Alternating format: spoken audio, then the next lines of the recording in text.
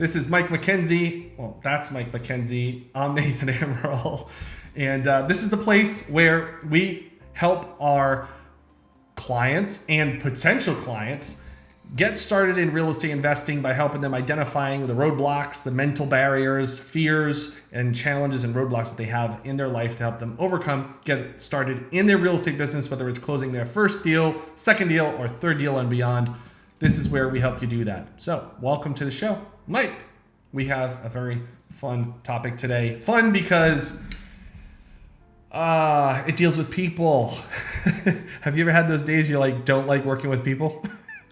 Well, I think you and I both have had a pretty long day today on calls and events and everything else. Oh man, it's aren't we just bombarded by Zoom meetings now? I literally went from Zoom meeting to Zoom meeting to Zoom meeting, back to back to back, 6 times. And it's I spent more time with you today than my entire family.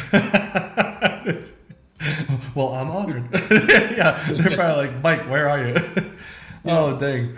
Well, that's kind of true. When it comes to even real estate investing, you're going to build a lot of relationships, and you want to be able to spend the time with people. And the way to do that is putting in the time, maybe referrals and getting familiar with the individual that you're working with. So today we're going to talk about building relationships with realtors. Mike, first of all, question for you. I'm sure you probably had this question many times. Mike, do you need to become a realtor to do real estate investing? Absolutely not. Matter of fact, it's better if you're not, because you're held at a lower accountability rate than a realtor. You don't fall under real estate commission. What do you mean by accountability? Because a lot of people don't know what that is. So if you're a licensed realtor, you fall under whatever state's real estate commission. Mm-hmm. And it's a commission board that has additional rules. For example, most states, if you're a realtor, you have to let someone know at the beginning of a conversation about real estate that you're a realtor. If you have paperwork, you got to have you're a licensed realtor on it, things like that. And you've got to, depending on your broker, you may have to structure deals a certain way. Whereas you're not governed by that particular commission as just an investor. Obviously you have to follow the law on things, but you don't have that commission. And, we had a student not long ago that the commission tried to bully and they couldn't. Yeah. They ended up dropping the claim, right? Yeah. Because she didn't fall under them. Yeah, exactly. Yeah. I think a lot of agents right now can feel threatened, or maybe let's just say even a few years ago, they felt threatened because, big conglomerates like Redfin and Zillow were doing everything they could to hey, we don't need to have all these agents, or we can figure out a way with technology to, phase out the agent. And I think that freaked a lot of agents out. But when it comes to should you become an agent, I totally agree with you, Mike. I think it's just, honestly, if you want to be an investor, be an investor. If you just want to show properties and be a licensed tour guide, please take that lightly, agents. If you want to be a licensed tour guide, then feel free to do that. But the reality is, as an investor, you are doing much more in regards to business than an agent would. Agent earning your own commissions, and showing properties and finding the best deals for your clients. But as an investor, that has multiple facets where you're looking for great deals that you can turn a profit into on multiple levels. So Mike, when it comes to building relationships with agents, since we are not one as real estate investors, what are some preliminary steps that people can do to find a really good agent? Kind of a unique thing. Believe it or not, one of my mentors actually is a real estate agent. Big Bird? Believe it or not. Big Bird? Huh? No. REI Conversion is a complete system to help you simplify your land investing business. With our core land management and CRM tool called REI Pebble, it streamlines the entire process of land investing. From automated printing and mailing of your offer letters, to easy document generations for contracts, to purchase agreements, all the way to tracking and managing your property's buyer and seller leads. REI Pebble helps you and your team save time, automate, and organize, allowing you to run your land investing business from anywhere and giving your land business the tools and system the chance to scale and grow. Get an exclusive extended free 30-day access into REI Pebble today. Take advantage of our low bulk mailing rates with no commitments by going to www.fearlessmillionaire.com/pebble. There's some great realtors out there that really can be a big benefit and a huge asset to your team. That's true. Finding them sometimes can be a difficult thing for a lot of people. So like, man, I can think of, I just think of a few stories in my head, a few examples. When I got started in real estate investing, my coach taught me to go build a power team, right? So actually, for those who are watching, this is going to be a series on building a power team, building, different people in your real estate investing business. And we're here starting with, let's say, series 1, episode, whatever. We're on episode, whatever we're on. But we're gonna go through a series of different people that you need in your real estate team. And that was one of the things my coach first told me. He's like, hey, you need a real estate agent, you need a mortgage broker, you need an accountant, you need so on and so forth. And one of the things I did, Mike, to go find a real estate agent, I literally just kind of like, where is the nearest agent, right? That's what I did at the time, which was, I wouldn't give that advice to anybody today. I figured it out that at that time in my real estate business, I got referrals from my local real estate investment group, which today I wouldn't recommend anyone to go to one of those either. Yeah, don't do what I did. But what would you say is some good ways and methods? Let's talk about those for a little bit. Let's talk about different ways and methods that either you and I have found, realtors. We'll get it right today. Yeah. So a couple ways is I'll look at like the realtors' listings, like their own listings. Okay. If they're listing, $500,000 home, $1 million+ homes, they're not an investor's realtor. They're a traditional realtor person. Okay. But if they've got some fixer-up properties or something in their listing, now it's harder to see them now because when they get online now, they're gone.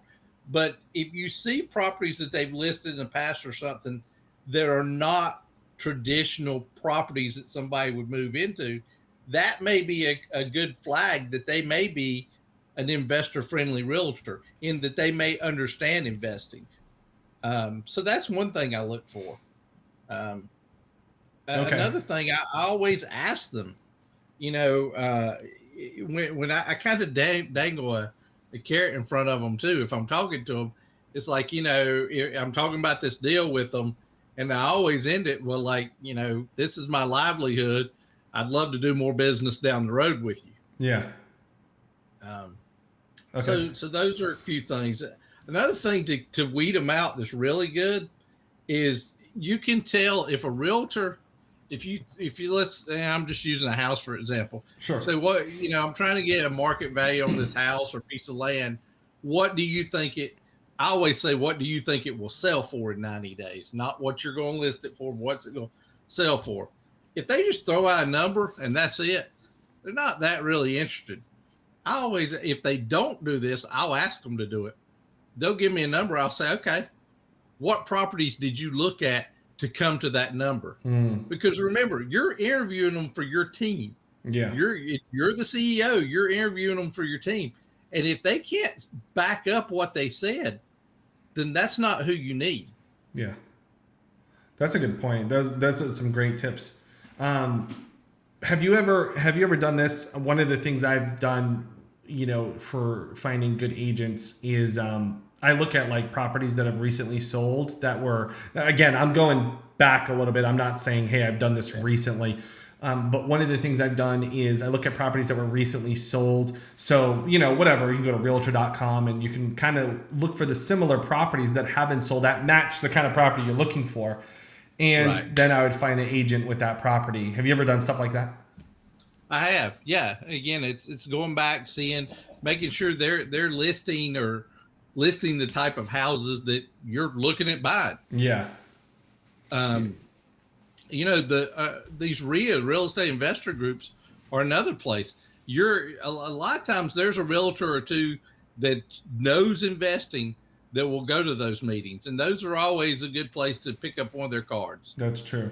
Yeah, that's a good point too. Like the local meetup groups, the RIA. If you're not familiar with what a RIA is, it's a Real Estate Investor Association. There's like one in every state. Sometimes there's 2 or 3 in every state, depending how big your state is. For example, like Texas. However, keep this in mind. 2 things. One, you have COVID, right? So not many people are like interacting, and I'm sure those are coming back slowly. The other thing too is don't limit yourself to those meetups, right? There's there's physical and virtual. So you could also check out like meetup.com. You could do remote. There's also Facebook groups where you could post, hey, I'm looking for an investor friendly agent. So you could do a post in a group as well to find an agent in that market. That's always helpful. But also ask other investors for referrals. That's another thing. Mike, have you ever asked another investor who was doing a lot of business for a referral for an agent, and they didn't tell you who they didn't want to tell you who their agent was? Have you ever experienced that before? I have before. Yeah. I've experienced on both sides. Some will share, some won't. It's like, look, I'm not trying to take your deals. I'm just trying to get my deals, dude. Yeah. But they're out there though, and like you said, look at the closings. That can kind of tell you. And just calling a realtor office and say, hey, look, I'm an investor. I'm looking for one of your agents that specializes in investment properties. Whoever the gatekeeper that answers the phone is, right, will know who that realtor is. Yeah, that's true. Let's talk a little bit about, because we made a few comments about, working with agents, but then let's say we don't like necessarily need the agent right away, like on a purchase. Maybe we just need some information. Some people, I know that's come up with some investors. I'll tell you what, there's been times I've called an agent in a market that I was gathering data, but I didn't intend to use that particular agent. So what are some ways or methods that come to your mind about helping, maybe using that agent for a different opportunity, or what are your thoughts on that? Well, there's a couple things. Yeah. I'm very conscientious about agents or real estate agents' time, because I know that that's how they make their living. Just like I don't like my time wasted. I'll try to tell them that, there's not a deal right now, but there may be one down the road that we can work on. Yeah. Or sometimes, if they do a lot, several workups for me or price opinions for me, there's a thing called a BPO, a broker's price opinion. Yeah.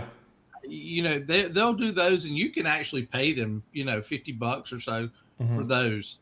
Sometimes I've done that if they're very thorough, and I don't want them to think that I'm just using them. Right. I'll say, what, let me pay you for those broker BPO things. That's a great point. A lot of people don't really know about this. So let's just dive a little bit into that. BPO, broker price opinion, is where the agent, you're basically having the agent give you their opinion on what you can buy in that market for, what you could rent in that market for. But there's a little bit of analysis that goes into that. So they can actually generate a report if you want. So that task work that you can give to an agent, they can charge a fee for that. Some agents will say, no, here you go, no problem. They want to do more business with you. They'll do it for free. So entirely up to you. So some people might feel a little cautious about working with an agent that they're not really going to close the deal with. That's fine. Go for a BPO invoice and pay the agent that way. So that's one avenue. I always like to lead with working with an agent that I'm going to build a relationship with in a market long term. I like to usually stay in a market and work that area and build relationships there. Maybe that's just the way I was raised and coached in the real estate investing world. And then from there, I like to send them referrals. I think that's the most powerful thing in any business, especially in this kind of business. The real estate business is a relationship business. So Mike, what do you think about that? What do you think about sending realtors referrals? I think that's absolutely very powerful.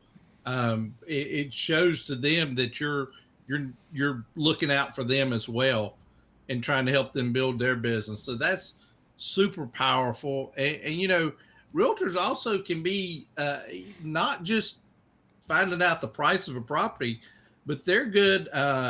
If you're needing a closing attorney, what's a good closing attorney in this area? I'm not familiar with this. Or if it's a house and you need a a lender, you know, or if your end buyer needs a lender, Yeah. or things like that, or contractors. I know some agents that are great that are rehab real estate agents, so to speak, or investor friendly. They have a list to the good contract, and usually their contractors are good because they're not going to put their name on somebody that does junk work. That's a great point. Yeah. And you know, agents are trained right from the beginning when they start their business that they need referrals. They actually say, you know, in the training, they say, go ask your friends or your family. Do you know anybody who's selling a house? So they're familiar with referral marketing right from the beginning. So if you bring them a referral or you're asking for a referral, it's very common and normal for real estate agents to, you know, to go off a referral business, right? Even on their cards, they'll say, ask your family or your friends and stuff like that. So that's a very normal thing. Mike, another question I wanted to ask you was when dealing with agents in like virtually, remotely, right? And I know some people are thinking like, oh, everything's local, but in building a business remotely, is there any like specific methods that you've used in the like recently to work with an agent? I know we've kind of touched up on a few, but anything specific, or maybe there's a certain website you like to go to? I'll tell you, I'll flip it a little bit. I have occasionally, I have an agent will contact me about a property I have for sale as a buyer's agent, so to speak. Okay. They start off as that buyer's agent. Yeah. And they'll contact me. The first thing I tell them is that, yeah, you know, there's room in the deal. I will make sure you get a commission out of it, because that's, believe it or not all investors leave that on the table, and they'll just leave the realtor out there to starve to death. Yeah. So that's one thing. And what happens is, let's say they buy the property or whatever, you're working with them through contract negotiations and things. Be watching them. Be you know, kind of mindful and aware of how they're conducting themselves. How are they representing that buyer? Because I may want them to represent me on something down the road or something. And I'll tell them, you know, hey, look, I can always use an agent in this area that can help me find deals, or I can funnel you deals, pocket listings or whatever for other agents. And, you know, I'm going to take care of you as, you know, as long as you bring me business. That's a great point you bring up. I also want to mention that term that you mentioned so we can get clarity on that for our audience. And that is pocket listing. So most people are thinking like, yeah, pocket, right? Or pull it out of a pocket shirt here. pocket, right? Yeah. Here it is. Here it is. Here's your right. Yeah. What is a pocket listing? So a pocket listing is actually a listing. You have a piece of property that you know the seller wants to sell, but that seller doesn't want it on the multiple listing site. And there's different reasons. A lot of times in the higher end homes, I was actually watching a program on this today. Yeah. They want it because it's more of an exclusivity thing. True. Hey, look, not everybody knows about this deal. Right. I've got this pocket listing. Yeah. That's a good point. Another thing too with pocket listings, and this is why it's so important to build good relationships with agents or whoever else in your power team that we'll be talking about in the weeks to come, is a pocket listing can also be a property that if you have a close relationship with your agent, they may know that that property matches your buying criteria. So if they know that property matches your buying criteria, they're like, hey, I'm going to call you. I got a perfect example. I got an agent right now down in Florida. I've been picking up some properties there. And, you know, this agent knows my buying criteria so well that he's giving me pocket listings. But he's like, Nathan, this is going to hit the MLS in like 2 hours from now. So what is he doing? He of course, yeah, he's telling me, he's like, hey, here's what you need to know, right? Here's the property. Here's the link. Here's a picture. Here's this, right? And right there, I can make a decision before it even hits the MLS, because there's always a time frame. I don't know if you don't know this, that by the time an agent signs a contract with a seller, there is a time gap by the time it hits the MLS. So that time gap is where, you know, this property can be sold before it even hits the multiple listing service. And just to be clear, Mike, I know people get this confused quite a bit, and I think this is a good way to wrap up today's show, is the difference between MLS or indexing sites like Realtor.com and Zillow. And a lot of people think, oh yeah, that's the MLS, but it's actually not. Do you want to share a little bit about that?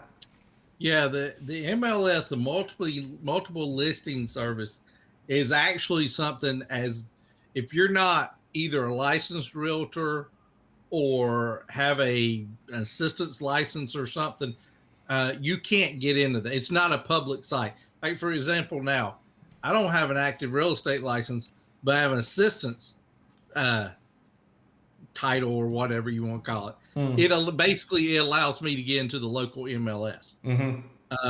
But the other sites, realtor.com, if you're looking at the most accurate thing closest to MLS is realtor.com, because they're literally within an hour of updating from MLS. That's very true.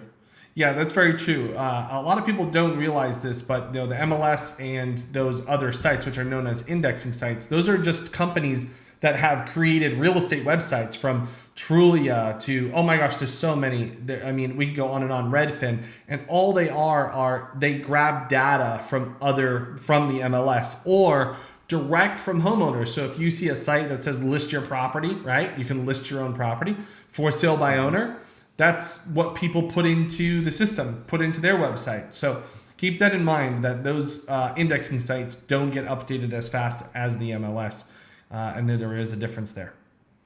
All right. So with that being said, Mike, I think we've covered a lot of ground here, and we've discussed a lot of different parts about, finding good agents, and, different methods of finding them, where to build good relationships, some important things. Any last tips about building relationships with your agents, your investor-friendly agents? I will tell you how long-term an investor agent relationship can be. In 2005, I was involved in a building project at the beach. I know you find that hard to believe, but it was right before the market tanked, and we had tied up some money in some condo units. Long story short, I was working with a realtor. He was with a good powerhouse team. He understood that I was doing it for investing. Plus, he let me play golf down there for free all the time. That was always fun. That's a great reason. Long story short, so the market tanked, and he did all he could in his power to protect me as an investor. A lot of things was out of his control. He couldn't control, but he did. But we kind of both crawled under a log for a couple of years, and he's back in the game a little bit now. But long story short, we continued a friendship, and he actually, prior to being a realtor, he was a licensed minister. And long story, fast forward to 2014 when April and I got married, he actually was the person that married us. Oh, wow. At the beach. Oh, wow. So, you can keep a lasting relationship. You can use your realtor to marry you, to buy you house, or whatever. But no, he's a really good friend. We have breakfast or lunch a couple times a year. Oh, wow. That's awesome. That's good stuff. You can have your realtor to marry you. That's a great thing. And that's how we're going to wrap up today's show, everybody. All right. And by the way, if you have any questions or maybe challenges or concerns, you can post them in the comments. We'll get back to you and answer your questions there. And thanks so much for watching the No Fear Investing Show. We'll see you next time right here on the No Fear Investing Show. See ya.